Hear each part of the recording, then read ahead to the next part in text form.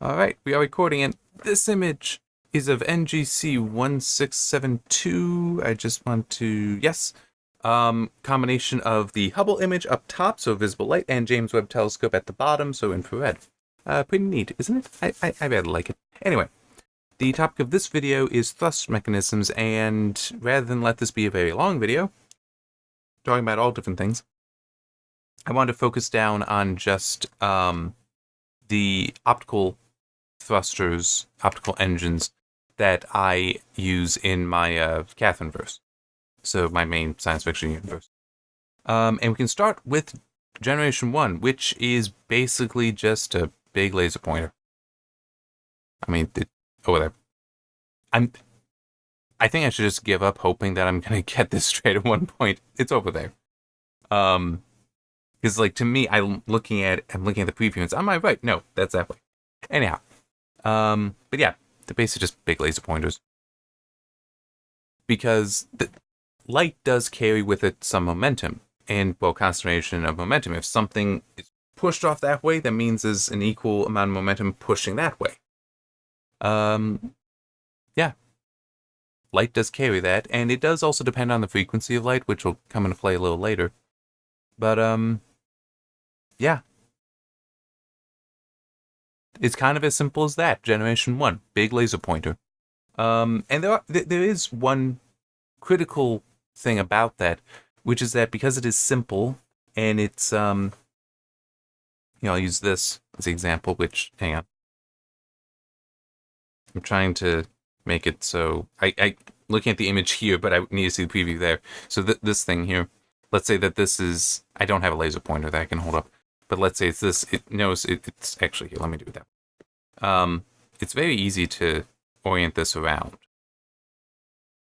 For that reason, even though Generation 1 is the least powerful, it is also simplest, but because even though it is least powerful, these are actually still in use in my Catherineverse.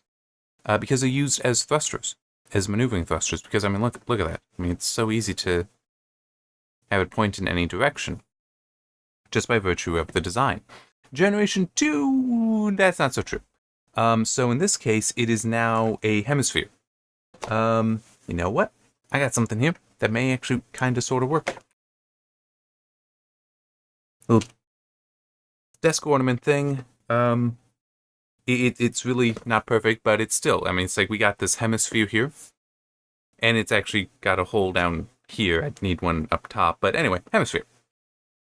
So the idea is that now in a surface area that's only that large, as far as the cross-section goes, you actually have a surface area of this whole surface that's emitting light. So that's going to be much more powerful than Generation 1, which was just flat surface, the cross-section, essentially. Which here, this is the thing, it was supposed to go like this. So it's like, from this to this entire surface. It's significant. A significant difference there, so a lot more powerful. Now, it does have to aim down to a reflector so that the light doesn't just, because with this, if we go like that, okay, well, that's fine. There is still thrust going out that way, but the component is really not that big. It's only that much. What is the distance out from this? Is basically out from the line here. That's the let me get a little bit better. I mean, it's only the distance out this way that's the thrust going that way. So ideally, you want it that way, but it's curved. So some are going to be like this. Some will be like that, but a lot will be like that. Some will even be like that. So that's why you need the reflector there, so that the light can hit that and then bounce off in the direction you want, which is all straight out. So yeah, more complex, but a lot more powerful. And there's actually a little bonus because of that reflector. And this is, some of you may have heard of ion drives. So what I describe here is that, well, it's something better than an ion drive technically. I'll get to that in a moment. But you can actually have, as an emergency mode, the optical power, you can crank that up so high that when the photons are hitting the reflector, they can actually ionize it. So it's an ionizing level of optical power, because then you're generating all those ions. And if you just have an electric net, doing it again, along that opening to direct the electrons to go out, and then technically you also need something to spray electrons on there so the ions are neutralized. Otherwise, they may just come back and you wasted it. Excuse me. But you could actually do that to produce more thrust because, yes, photons do have momentum. An ion is going to have more because an ion is an actual massive particle. Whatever that material is, it is going to have more momentum. But I'm not actually using ions here. Well, I'm not using an ion drive here. I am using ions, but not an ion drive. Because there's something better. And for that, I need a whole nother set of graphics that are going to start going there. And this is... The graphics I know aren't good. You would never have something quite like this in a textbook. It's going to be good enough for me because I can't do better. And I want to make these myself. I don't want to have to rely on finding something that's going to be legal for me to use in a video. So anyway, we have the sun on one side. We've got the earth in the center. And we've got these black lines that are meant to represent the magnetic fields of the two objects. In this first image, they are very wrong. The Earth's magnetic field would not be symmetrical because the sun is pushing against it with its magnetic field and there's a solar wind constantly pushing out. So it's actually going to look like this, where now you have it stretched out on the one side and it's compressed on the side that's facing the sun, stretched out on the side opposite. Okay, and so that's basically what it would normally be, but sometimes the sun is very active, and when that happens, basically its magnetic field is stretching out and going to impact the Earth's magnetic field even more. This would be during a solar storm, which also has then a bunch of charged particles, which can further extend the magnetic field, and there are massive particles themselves, they're ions, that are going to be interfering with the magnetic field as well. And these are what actually form the aurora borealis in the northern hemisphere and aurora australis in the southern hemisphere. But here's that graphic for what that kind of looks like. So I've added this extra line there that's it's still a magnetic field line for the sun, but I have it highlighted red. You can see how it's impacting the... I kind of wish I had a wider field of view for the camera. So I could actually reach over there, but whatever. Well, even then it wouldn't work because I'm on a layer behind it. But anyhow, you can see how the new magnetic field line from the sun is actually compressing down. It's actually squeezing down, and that I did not realize. Hang on. Because of I don't have easy access to the camera, I can't force it to stay at a certain exposure level. I need to just let it be on auto. So anyway, if it ever proves that, hey, it'd be a good idea if I got a new and better camera for this, then maybe, but I haven't even put any of these videos out yet. I'm just making them. I want to have this first batch ready, then I can start going live. Anyhow, as you can see, the magnetic field of the Earth back there is actually being crushed down. It's being pinched down. And that inner one is being pinched down the most. So that's actually very important because what can happen is that pinching can actually succeed to completely pinching off the lines. So here's something very important about fields. They store their energy along these field lines. Now, technically, there would be an infinite number of them.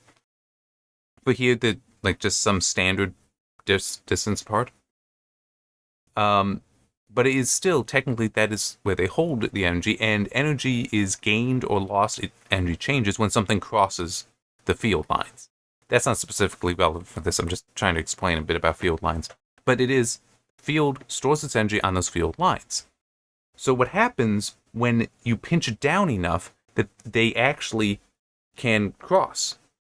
Well, what happens when they cross is they actually disconnect, but then they reconnect. So it does something like that. Where now we have that connected field line near the Earth that's much smaller, and also this bubble.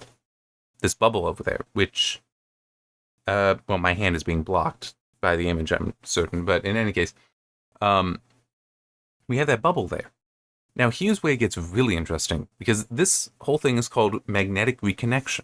Here's where it gets really interesting. The energy is stored on the field lines.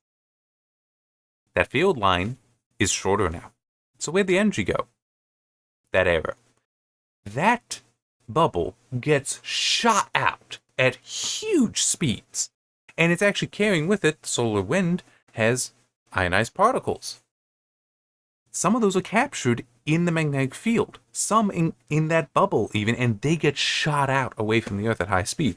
Some are also shot inwards towards the Earth because of that, the field line that reconnected nearer the Earth. So the smaller one, they actually get shot, the particles on that line actually get shot back to the Earth at the poles. I looked at, NASA has some animations of magnetic reconnection. If you just do a search for magnetic reconnection, you will find them. And the implication is that actually is what produces the aurora borealis and australis, or at least contribute to it. I can believe that there's actually, I do believe there are multiple things that do create those, but this is potentially one, very likely one. But I'm mainly focused on that bubble and how it gets shot out. Because what I saw while I was writing a letter from Catherine even, was a press release talking about how, hey, you know, this is a thing we know about. What would happen if we tried making an engine that used this instead? Oh, it could be 10 times more powerful than an ion drive. Now, this was a press release for actual scientific work. I'm writing a science fiction story. So I don't need to be quite as concerned about how would this work. I just need to know, oh, it's possible. And it's cool. I'm going to use it. So, going back to Generation 2, that reflector, we ionize that thing by cranking up the optical power to produce ions that then, can produce more thrust. But instead of it just being an electric net there to direct those ions out like an ion drive, no, we're going to use an electromagnetic system to produce magnetic reconnection that hurls those things out there so we get 10 times the thrust. This is an emergency mode. Get all the thrust you can. You're going to need it. Yeah, so I like that I can do that. Anyway, let's look at Generation 3, which, by the way, 2, 3, and 4, I haven't thought of a Generation 5, but 2, 3, and 4 all use the same basic geometry. What changes are the emission layers, which here are colored in green, so is Generation 1. And Generation 3, they're still colored in green, but now we have multiple layers, 3. So, yeah. Unfortunately, I don't have a great analog for that. I do have this, though, which is just a ring of 12 RGB LEDs. Well, yeah. So it's basically, this is one layer, so this is like Generation 2. Generation 3, though, see these gaps between the LEDs are white, so the black is just the PCB, so it's completely black on one side, except for those are the pads to solder it in somewhere. In Generation 3, you're basically filling in those gaps, but not with, not by just putting another LED there. No, it's, on the same level. No, it'd be like you have a second ring like this that is behind it and twisted.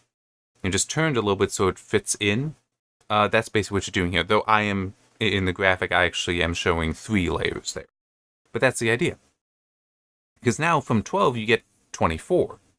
And it is reasonable that there would be gaps like this in the Generation 2, because you do need the ability to run wires for power. Potentially there might be some coolant, some cooling kind of system. Definitely some kind of data system so that you can monitor each element individually. And potentially also control them all individually.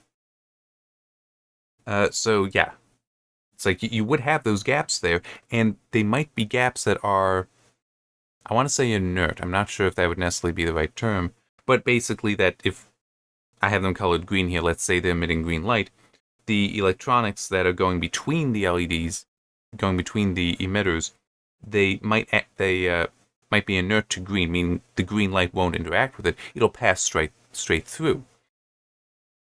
That's great and all, but there's a catch. That is that these things, which actually I just noticed, there's also diodes or resistors next to each one.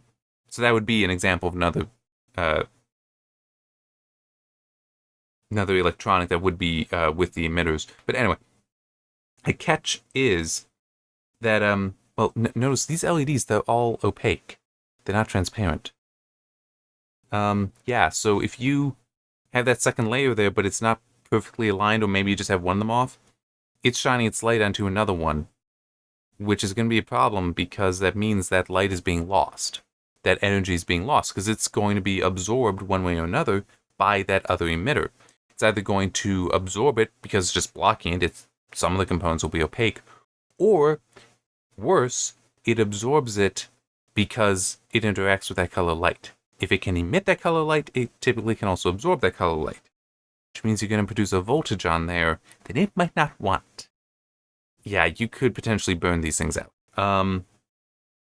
So that would be, and it isn't quite how that works because like LEDs, they are designed to emit light. They can absorb light, but really aren't meant to, so they don't really do a good job of it. But in theory, if you shined one laser diode into another laser diode of the same color, you could destroy it. You could damage it. In this case, well, I don't think that would really, I want to say that's only in theory would happen with a laser. I'm not certain. I'm spitballing there. But we're talking about something that's designed for moving a spaceship. There's going to be a lot of power from each element. If there's a chance that you can burn it out, you'll probably have power levels that it will happen. Like, there's a chance it can happen with a laser diode in some, like, handheld device. These things, it's almost certain that could happen because you're just orders of magnitude more power. So that means you need these things very precisely placed. The packing of these is going to be very, very careful, which makes the whole thing really expensive. Multiplied power, though, so it's going to be worth it for some. But a lot of people would probably stay at Generation 2. What I describe in the book, though, is, hey, we got some new Generation 4 engines that are meant to be an improvement over Generation 3, but not necessarily in power. So as this image hopefully shows well enough, we still have 3 layers, but now they're red, green, and blue. Excuse me. That's because they are now emitting at different frequencies, different colors of light. The reason why is because what did I just say? If it emits light, it typically can also absorb light of that same frequency. If it can interact with it, that color, that frequency of light one way, it can interact with it another. But if we're using different colors of light, then the likelihood of them interacting like that goes down. Let's say these are green LEDs. If you shine a red light on there, there's no guarantee that they'll interact with it, that they would produce any voltage there, that it would be a problem. Same thing with blue. So that's what I'm exploiting here to make this design where it's like we can still produce more power than Generation 2, maybe not as much as a Generation 3, but the packing is going to be so much simpler because the tolerances can be looser, that they're going to be much cheaper. They also should be more robust because it's an electrical system. When you provide a power, it's going to produce some heat. It might not be much, but it's going to produce some heat. Although, yeah, it's also true what I just said.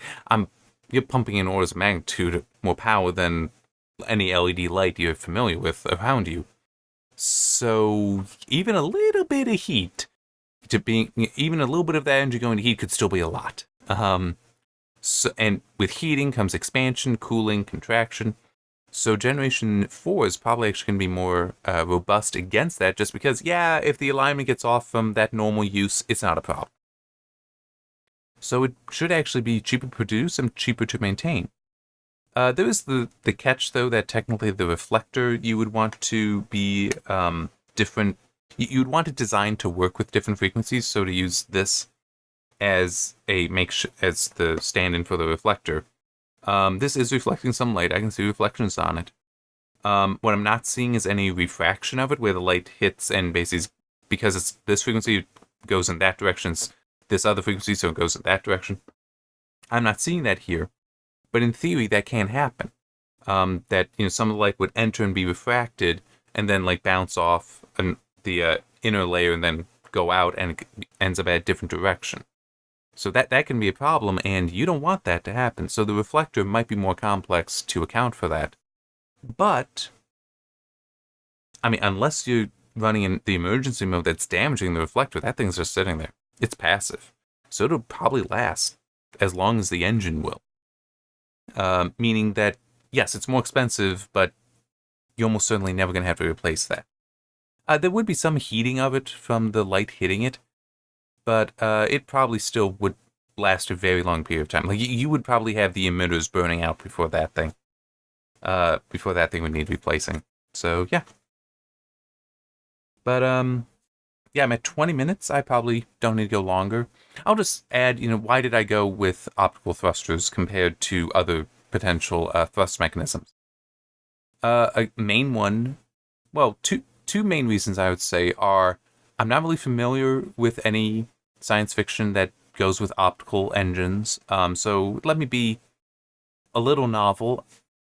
I don't care if there are plenty of examples that do use that and I'm just unaware of them. I don't need to be the first one to come up with something. I just like the idea of being a little different. That contrarian bit of myself. The other is I really like that it's all electrical, that it's just plugged in to the power system. So there's no reliance on fuel, which means that you need to have a fuel tank and a system to manage that fuel. I really like not having to worry about any of that. That's just a basic electronic system, or whatever energy it is you want to use. It would probably be electronic in this case, though. But yeah, that's why I went with it. And it is something that it does technically work. Light does have momentum, so you could have a system that would produce thrust from light emission. Technically, a solar sail actually is a counterpart to this, in that it is using the same thing, the optical momentum, optical pressure, from a natural source like the sun to propel it. In this case, though, it's just you're producing the light to thrust you instead of absorbing the light to thrust you. Yeah. But I don't know if I would use... I probably wouldn't use... Yeah, no, I wouldn't use solar sails in my fiction, at least not very often, because I want to work in dark space, where they wouldn't work. That's a different video. Go watch that video. And speaking of that, should I also say, this would be the first time I'm saying, like, subscribe, I do whatever. I hope you enjoyed the video, at least. You don't need to hit a button to tell me that, though. You can just know it in your heart, and I'll believe you. I'm never going to work on YouTube, am I? That's okay. See you in the next video. No idea what the topic will be, because this is the last one from the presentation, so it'll be some of the other topics that I can certainly talk about, because I had to work with them for the presentation, and work with them for the... Sorry, I meant work with them for the fiction. I listed off some in the presentation. Don't know which of those I may go to next. But, it'll be fun either way. See you then.